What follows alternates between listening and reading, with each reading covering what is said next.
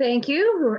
We returned from the break and we are going to do our virtual luncheon program about the 2025 blueprint. And I will turn it over. James, are you going to be leading us off on this one? Yeah, happy to. Yeah, thanks. These things are much easier when we're in person. We can look at each other, but that's okay. All right. Well, thanks again for joining us. This session is technically extension of the Transportation Committee, but we've been doing these kind of sessions between the committees for some time. As I think we've been building up for you, and that you all know about now as board members. You're about to get a lot of information being presented to you over the next few months around the blueprint, around the update of our next long-range plan. The Land Use and Natural Resources Committee this afternoon, we'll hear a bit of a table setting for the different three pathways, which are really growth scenarios. And what Kyle Shipley and our staff is going to walk you through right now is a little bit of an explanation of how our modeling works. So when we kind of provide inputs, how does the model work, and what kinds of outputs do we get on the other end of it, right? So this is all about forecasting and travel modeling. And I will just say before I hand it over to Kyle, travel modeling is never predicting the future. We're forecasting. These pathways, I think, actually are a great way to go, as we heard in our February board workshop, in terms of sort of scenario planning. But all of that said, we are very proud of the work that we do in our data and modeling team. We host a model users conference, and we have people from all over the country come, and we share lessons learned. And so for what it is, we're very, very proud of our modeling work. And Kyle, I will turn it over to you. Great. Thank you for the introduction, James. Hello, directors of the SACOG board. Thanks for joining today's luncheon. As James mentioned, my name's Kyle Shipley. I'm the Transportation Modeling and Analysis Team Manager here at SACOG, which is part of the SACOG's Data Analysis Group. Given the virtual circumstances, and that this is the first time I think I've formally presented to many of you, as well as I've enjoyed hearing a little bit about all of the board members over the last couple of months, I thought I'd give a brief introduction about myself. So I've been at SACOG staff for a little over 5 years. Prior to working at SACOG, I worked as a transportation consultant locally here in Placer County and Sacramento County. I've worked on a wide range of projects in many, if not all, of your jurisdictions. And I've had the opportunity to work with many of your planning and public works staff. I currently reside in the city of Sacramento with my wife and a 2-year-old daughter. So with that, as James mentioned, today we're going to talk about blueprint planning. This is a series that will be coming to you in workshops related to the 2025 blueprint. I'm going to give you an introduction into SACOG's travel forecasting and planning process, and how this will be used to support the 2025 blueprint plan performance. In particular, I'm going to focus on SACOG's travel demand modeling process and how the travel demand model itself works. So overview of what we're going to go through today. Why do we use travel models?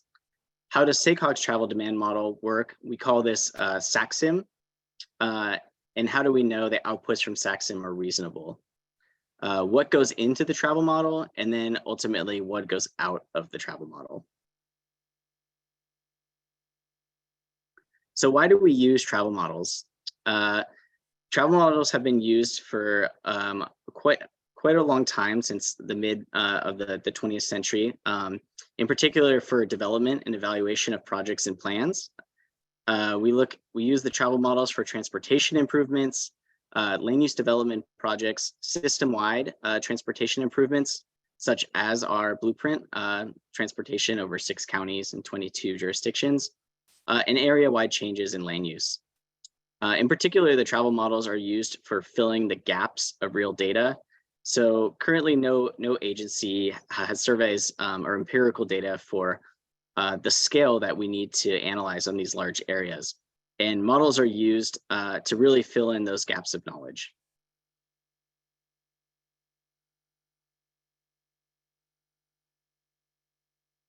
So why do we use the travel model for the blueprint or the Metropolitan Transportation Plan Sustainable Community Strategy? From a policy and planning perspective, SACSM is used as a tool for the blueprint to analyze and evaluate performance of the plan goals, as well as other state and federal statutory requirements. We look at project screening and phasing. The model is used for project cost benefit analysis, as well as a wide variety of plan performance metrics. Some of these you may have heard of, in particular VMT, traffic congestion, mode share, transit ridership, as well as many more.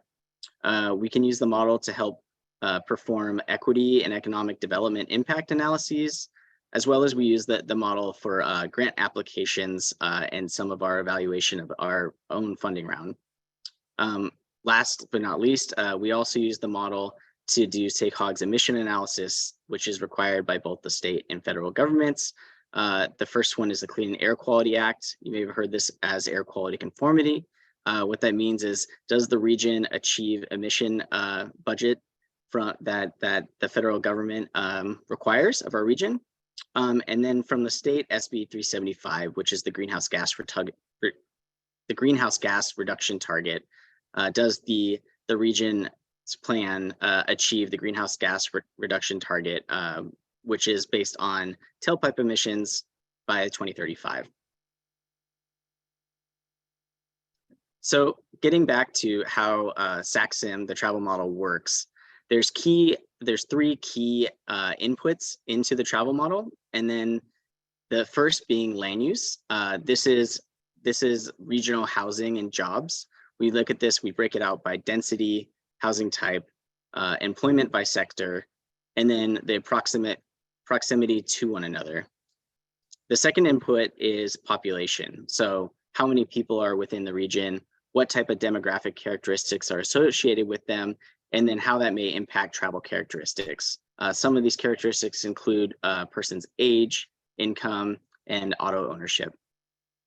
Based on these relationships among these social economic factors and land use characteristics, we get travel generated for a given scenario. These components then come together on the transportation system, such as roads, trails, and transit infrastructure. We bring this all together in this travel model by looking at daily travel activities, so a trip diary for every person and household throughout the region, and how those activities may impact their travel, such as going to work, dropping kids off to school, shopping, personal or business, and a wide variety of other activities. These activities are used to estimate the amount and different types of travel an individual person or household may do in a typical weekday. This thus becomes the base to determining levels of congestion on roadways, ridership for transit lines, and these performance assessments hopefully help us evaluate particular transportation projects and systems.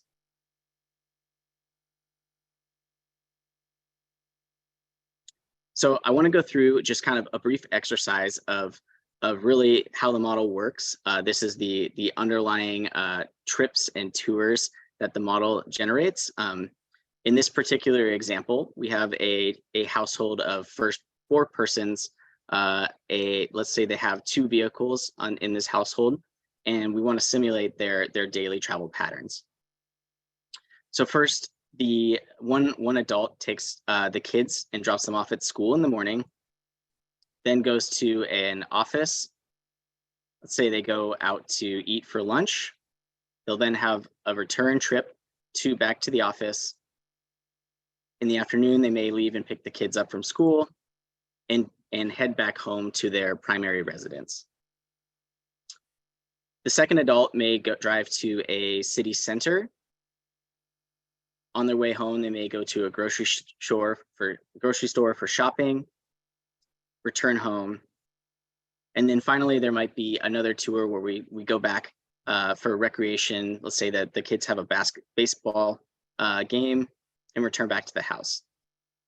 This is just one simulation of how a typical day pattern in the model would work. And if we add up the numbers, this particular household had 17 person trips, 11 vehicle trips, and 45 miles of VMT. So this is really the core of how we begin to evaluate these metrics. This is just one example. This is done at a regional level for all persons and households throughout the region to determine the travel demand. So that's how the model works, but how do we know SAC-SIM is a reasonable model? We take this question very seriously and put a large amount of time and resources into answering this question. First and foremost, we have model development. Oops, sorry about that. We have model development. This is always an iterative process. As I mentioned, this is SAC-SIM. This is actually our 6th generation model of SAC-SIM, so we're calling the latest version SAC-SIM 23. SACOG was the first MPO to actually adopt an activity-based model back in 2008, I believe. So you can imagine there's been a lot of improvement in research and refinement since then. Primarily, the model is based on household travel surveys. Our latest model was conducted on the 2018 SACOG Household Travel Survey. This is a great resource for localized data that provides true full person travel trips. And then we take this and we pair it with other data sources such as Centennial Census, American Census Survey data. And every 4 years on the long range plan cycle, we continue to update and improve the model development based on the policy needs and review requests. The second part of this is model calibration. So this means adjusting the model input parameters to best reflect observed data based on the base year of any current plan. Finally, we validate the model, and so once it's calibrated, we look at validating the model based on observed conditions.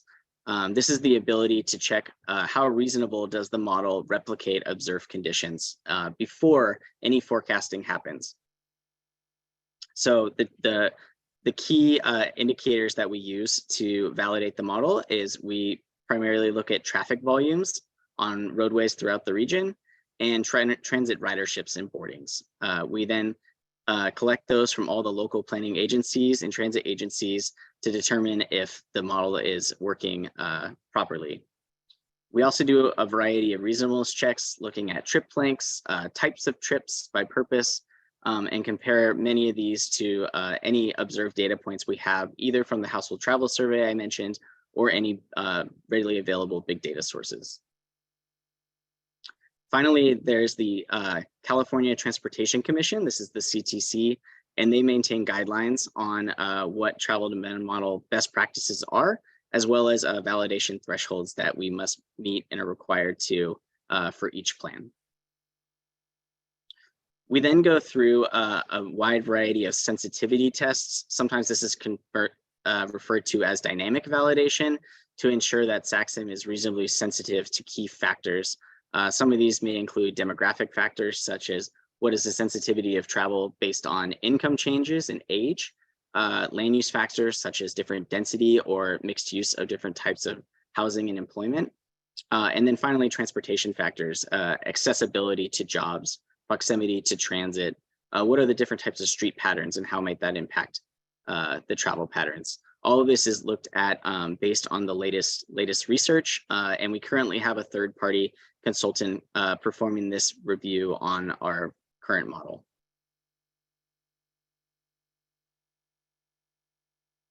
The next is review, and so this is done by many different parties.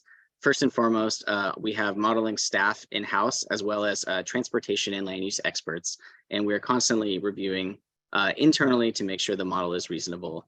The second tier of this is review agencies. As I mentioned, CTC, the state also has reviewers from California Air Resource Board and Caltrans, as well as our federal partners, FHWA reviews the model and provides requirements. Finally, and definitely last but not least, I think the most important is our model is readily available to local agencies.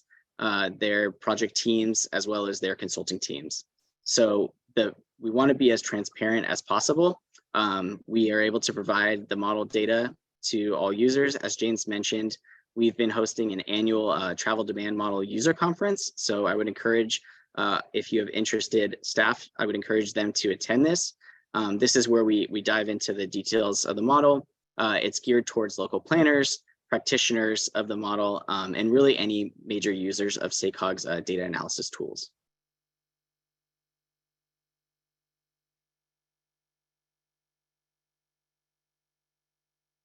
So what goes into the model? First, we look at population and demographics. We develop a representative or synthetic population for the entire region.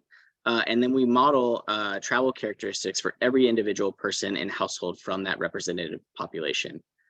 This is built from the American Community Survey 5-year demographic data. This includes persons' demographic information such as gender, age, household characteristics such as household size, household income, worker status. And this is anonymized at the tract or block group level. We then pair that with a microsample data set that provides a little bit more refined information and develop a synthetic population to represent all the persons in households in the region. The second component to this is the land use component. Here we include the total regional housing and jobs, which are broken out by household and job densities, housing types, different employment sectors, and then again, geography, proximity to one another and what their interactions are. SACOG collects this base inventory in-house in current conditions, and then goes through an iterative process to forecast what these employment and housing types will be. I think this afternoon, you will hear a bit more on this land use forecasting process from my colleague Dov Kaden in the Lunar Committee. Finally, we bring in a transportation network. So what that means is we look at different roadway types. We break this out into 22 types of facilities. This includes freeway general purpose lanes, HOV lanes, major and minor arterials. And really that helps us understand the volume level that each of one of those facilities can maintain.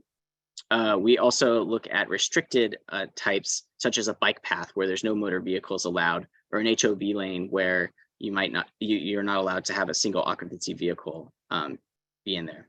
Some other key components are speed. So we look at what the typical operating speeds are at free flow, and then look at what the congested speed is. And this really determines the attractiveness of any given roadway.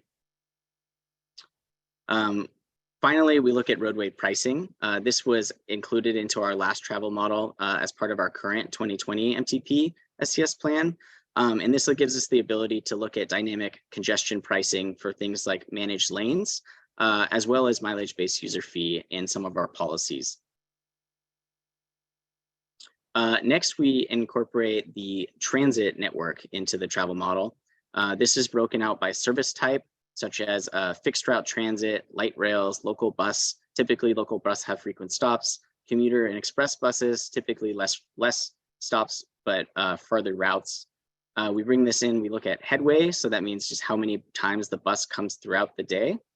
And then travel time, how long it takes to walk to the bus stop, how long it takes to be in the vehicle itself, what is the transfer wait times, and then what is the walk to the final destination. That's all included within the travel time. The in-vehicle travel time is also sensitive to any type of congestion that occurs on an individual roadway. And all of that is brought back to having a person choose a different type of mode. Finally, we look at bike and walk networks. We look at class 2 bicycle facilities. So facilities, bike lanes along roadways. We look at trails where non-motor vehicles are on. And then we look at things like barriers such as freeways and locations that might not be as desirable to bike and walk. And then other areas that are more desirable, such as a development that has a complete streets amenities program that might be more walkable. We can also look at policies and programs such as travel demand management, incorporate micromobility types of mode shares. As I mentioned earlier, we look at pricing such as mileage-based user fees and tolls. And then we also are looking at what the implications of telework is. So how many people might work from home? What type of telework are they doing, working full-time or part-time?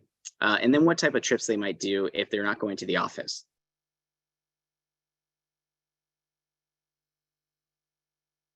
So finally, with all of that, what comes out of the travel model? First, we look at system performance. So at a given geography, such as a city, a project extent, or in many cases, the entire region, we can pull things out like vehicle miles traveled, congested vehicle miles traveled, or accessibility, such as what is the accessibility to any given resident, and they have access to jobs within 30 minutes of a transit or drive time. The next is we look at travel choice. This includes different types of mode share and determination of what type of trips distances people are willing to travel and by what purpose. So this is just a screenshot. Many of you might be familiar with this map. This is our BMT screening web map. This is used for CEQA streamlining by many local planners in transportation and land use development projects throughout the region. In this particular map, we're looking at BMT per capita, and this is really used to compare different BMT across the region and help our planning member agencies get through SB 743 and determine transportation impacts. And finally, we use the output of the travel model, vehicle travel, as an input into our emissions modeling. So we take the VMT, we actually use a separate model for this process that's developed and maintained by CARB, and it's called MFACT, which determines the fleet fuel efficiency and emissions distribution given any given year, which would include what percentage of the fleet is, say, an EV. That's part of this MFACT model. And then in turn, we bring that, combined it with the outputs of our travel model, to do the calculations that I mentioned earlier, such as tailpipe emissions, and make sure that we can achieve our reduction targets. Again, these are just some examples of how we use the travel model in our planning process.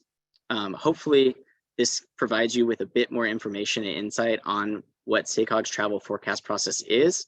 As I mentioned, over the course of the next couple months, we'll be bringing a lot of additional information and findings from our blueprint pathways to better estimate performance of the plan. Many of these findings will come from the travel forecasting process that we went over today.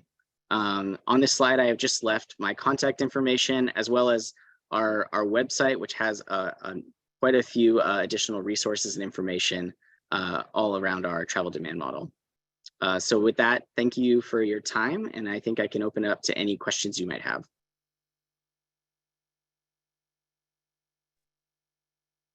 Thank you. I think I'm unmuted there. And I've still got everybody, I've still got the presentation on the screen, so I'm not seeing faces, but are there any questions from the folks? There we go. I'm looking for hands. Any questions on the presentation? I see. I apologize. I see a hand. I see. It's Oscar. There we go. I still can't figure out how to raise a hand virtually. I know. It just takes a minute. I don't know what happened. I minimized the screen, then it went away. Goodness sakes. Thank you. First of all, thank you, Kyle, for the presentation. I love it. I've heard about the modeling for 100 years. I had no idea what actually went into it, and so I'm up to speed. Thank you very much for that. I guess the one question I have is, you answered most of them, so that was great. It seems like post-pandemic, things are changing almost constantly, even more so than prior to the pandemic. And I know traffic patterns are clumsy. I mean, people thought they had some way to predict sort of traffic patterns, and now they seem to be changing again, and we're kind of going back to where they were. And I just wondered, to what extent are we using technology that's now available to track where we are 24 hours a day on our phone to even make it more accurate rather than the way we had been doing it? Or is that already incorporated into how you gather and analyze and calibrate your data? Yeah, first of all, thank you for the question. It's a great question. I glazed over it as part of our calibration and validation process. But over the course of the last few years, as you mentioned, cell phone data, GPS tracking, there's just a lot more data out there that wasn't readily available in the past. A lot of the time, this is referred to as big data. SACOG was part of a pilot project for this with CARB and Caltrans. We had 2 years of big data, and that has been used to calibrate our model, as I mentioned, prior to any type of forecasting. We also have speed data that comes from NPN RDS. It's INRIX is the name of the consultant that generates it. Same thing from that cell phone data, and we use it to validate the model. As far as uncertainties of change, given, as you mentioned, traffic patterns changing due to the pandemic, people working from home, all of that is really why we are doing pathways. And so in the next few months, we're going to bring a bit more of sensitivity or risk assessment on what are some of these uncertainties and how that might change or impact our plan. So more to come on some of those questions. Great, thank you. Thank you. Anyone else? I'm gonna jump in, Jill. This is really curiosity more than anything else. Given all the availability of all of this data and the onset of broader and broader use of AI, have we considered taking all the data we have, throwing it into an AI with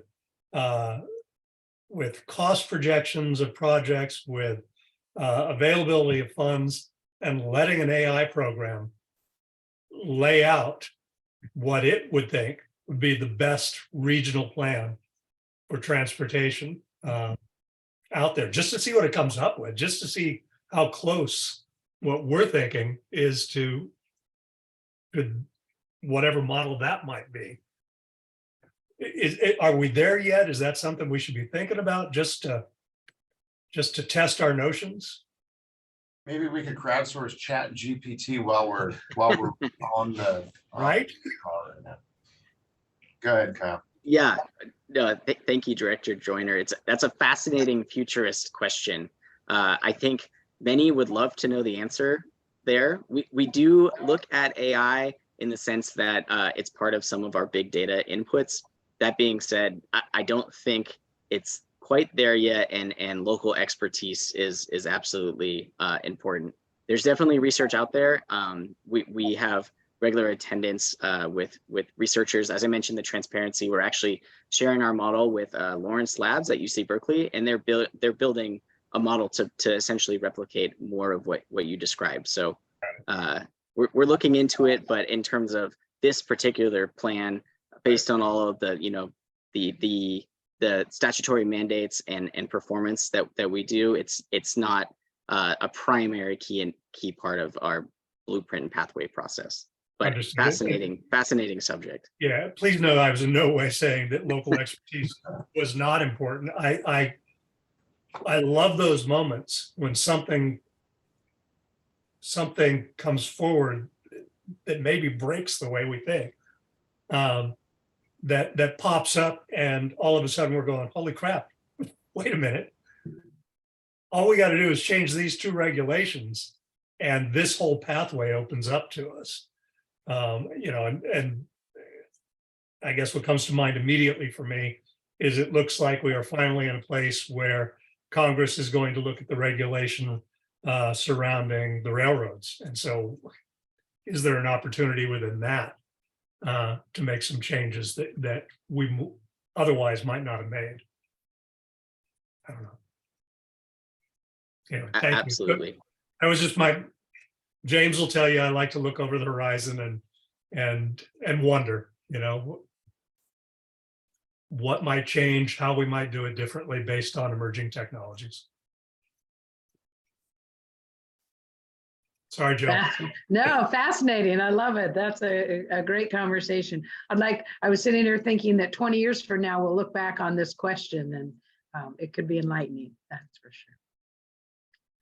Thank you. Well, thank you so much for the presentation. It's absolutely fascinating to me to see how this is done. I appreciate it very much. If any other comments from our committee or for our staff on our virtual luncheon, thank you for joining us. Next time we would like to be virtually served. I hope it tastes good. Yeah, do one of those, DoorDash and we can virtually eat in front of each other. Well, thank you all for a great morning. Got a hand from I Director see. Bradford. We got a Great. Director Bradford. Director Bradford, it's good to see snowy you. cold of the Yuba County Mountains. Nice to be here. I didn't have a question, just a comment. I really wanted to say thank you for this presentation. I think it was super timely and extremely informative to kind of explain some of the magic that goes on behind the scenes as we really start to use this data and the results of the modeling, and just to have a good understanding about where it comes from and how we know it's as accurate as I think we can make it anyway. And so appreciate it. Thank you, Kyle. Thank you very much. Director Bradford, I think you win for the photo of the day, the background. I'm assuming this is just a very recent photo. Yeah, and well, I wish it was from this year, but it's actually from last year. But I Oh. expect there's more snow up there this year. I just don't think anyone's gotten this good of a picture yet. So Yeah. That's fantastic. Director Gallardo, we do have a member of the public, Alan Hirsch from Yellow Mobility, that does have his hand raised. Would you like me to allow him to talk? Absolutely, thank you. Thank you. I missed most of the presentation, but I've always been so impressed with SACOG's modeling's ability. I got into it about 20 years ago when I was living in Sacramento. Will this be on video? That's one question. So I can watch it. And Yes. Yes. Recorded. Grand. Super. And I maybe you've just talked about this, but induced demand is always the elephant in the room. Maybe if you already talked about it, I'll watch the video, but if you haven't discussed this, I'd want to hear that, because that's kind of the most constrained. And the third question is, there was a corridor study of I-80 from the Carquinez Bay Bridge all the way into Watt Avenue and I-80, and they did traffic studies, and there's two models. There's a Bay Area MTC model, your model, and you had to harmonize those two. And it'd be interesting. It's always don't know what the differences were between those two models, because obviously these models are not objective, they're subjective, they're based on what you have, and the differences between models tell about where the uncertainty is. So maybe talk a little about how you melded it and what sort of differences there were between the two models. So 3 questions. The video is yes. They do talk about induced demand and the differences between this Bay Area and the SACOG model.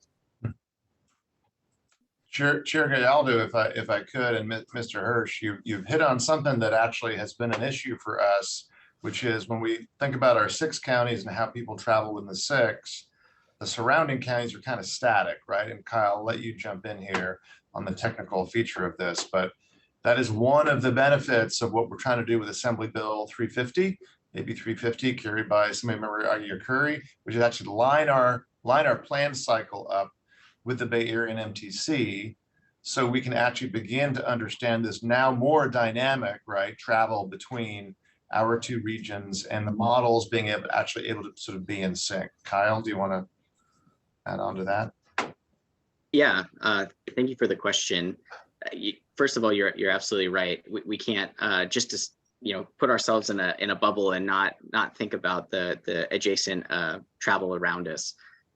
So our model does focus on the 6 county region of SACOG, but we are in coordination throughout the plan with our member agencies in the Bay Area. That includes MTC. They have a very similar modeling and planning process that we have, but also other agencies such as BCAG just north of us, and TRPA, which is the Tahoe Basin region.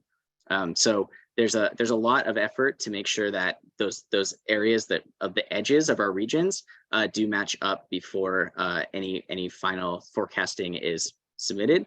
And then the particular project you spoke of, they did develop a model that went across both our region and the Bay Areas, and we helped provide any information that we had available, as well as I know the Bay Area did that for that project, to create a better synergy for projects that span across the region.